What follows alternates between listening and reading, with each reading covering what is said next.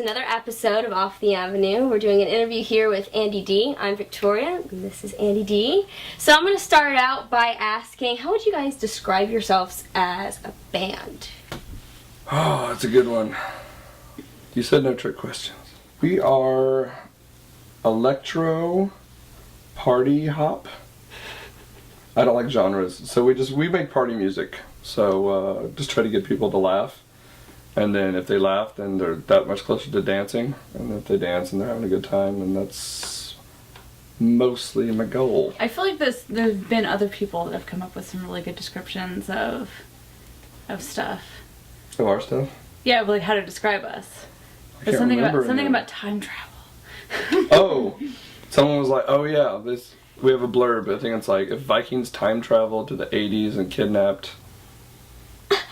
Like, I don't know, David Lee Roth, I think. David Lee Roth's semen and impregnated Punky Brewster or something weird. It was something bizarre. It was convoluted as hell. But it's mostly like the aesthetic and brightness and color and fun of like the late 80s, early 90s. Okay. Brought to like all the music that I've listened to since then. And cool. Well, I definitely looked up your music, and it's definitely wild. It's not really something that can be described in one word. But what really inspired you to start making music like this? I started in a weird metal band somewhere between Primus and Ween in high school, and then that's when I started making music, was with a bunch of friends, and we just made the most idiosyncratic music possible because we were just teaching ourselves kind of in a vacuum with just the music that we listened to. And then I went to college and was in a noise band, and then I was like, you know what, I want to make pop music. So I just stopped doing noise and anything weird and esoteric, and I was like, I'm going to bend my efforts to be the most accessible music I can with what I have to work with. And I can't really sing well, so I started rapping, and I found out I was a better rapper. Who do you love the most? Prince is my favorite artist. Beastie Boys. A bunch of one-hit wonders. I love like late 80s, early 90s freestyle, Latin freestyle. Like Taylor Dane and Tell It to My Heart, you know. I know that. And the Jets' Crush on You, and a bunch of songs like that. Yeah. Definitely screams 80s. Right. Watching some of the YouTube videos that you've done. Yeah. Yeah. Brightness, color, rat tails, lines in your hair, and all that sort of stuff. So if you had to really describe this is going to be a hard one, by the way. If you had to describe your music in one word, how would you do that? I know there's a lot going on. Magical. Magical. I've somehow figured that it would be described as magical. I have. All right, so what's it like going on tour as a married couple?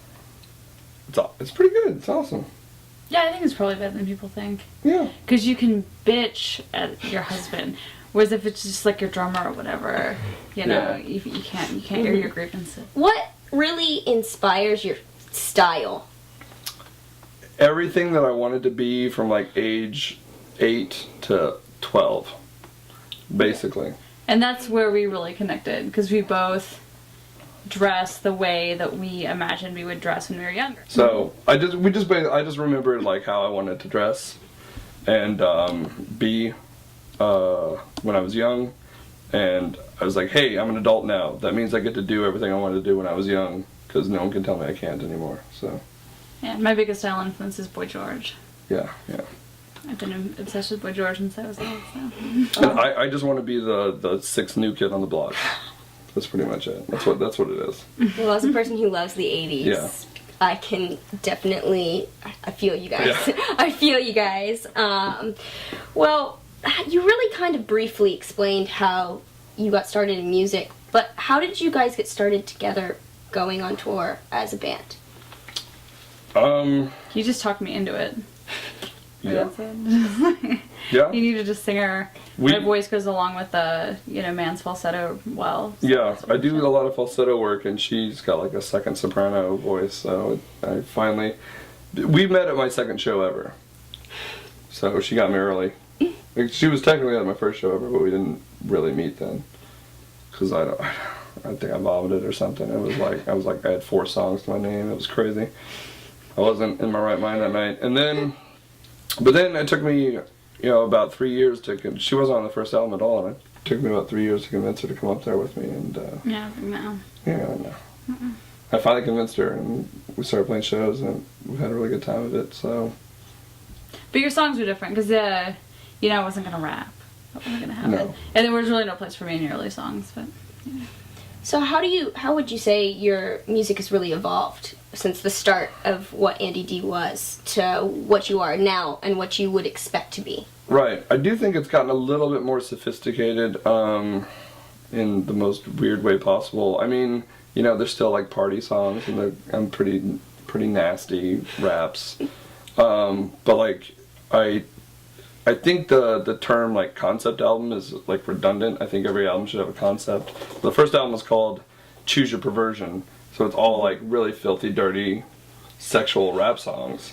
The second album is called Songs in the Key of Magic, so there's like a magic theme through that. There's a song about unicorns. There's a song about scary things in the night. There's a song about Vikings. So other like mythic, like epic sort of things. And then the third album, which we're writing right now, is called War Cries, and it's about a post-apocalyptic future where robots and mutants are fighting because they've forgotten how to dance, and I have to go to the future to remind them how to dance. So we're moving to like sci-fi realms now. But it's just like, I think, the more I play and the more songs I write, the more I like really figure out who I am and who I want to be as an artist and what I can do live. Because the live show is of utmost importance to me. Because we don't have a lot of instruments, it's just us up there on an iPod, so we really have to we have to be able to do songs that we believe in and that, we can deliver a really good live performance for, because it's all about the performance once we get up there. Well, I'm excited to see what's next. You're Yeah. mixing the 80s and sci-fi, which are my two favorite ultimate things. Once again, this is Victoria for Off the Avenue with Andy D. And Victoria, other Victoria. And the other Victoria. There are two Victorias on camera right now. It's confusing. It's fine. That's right. That's right.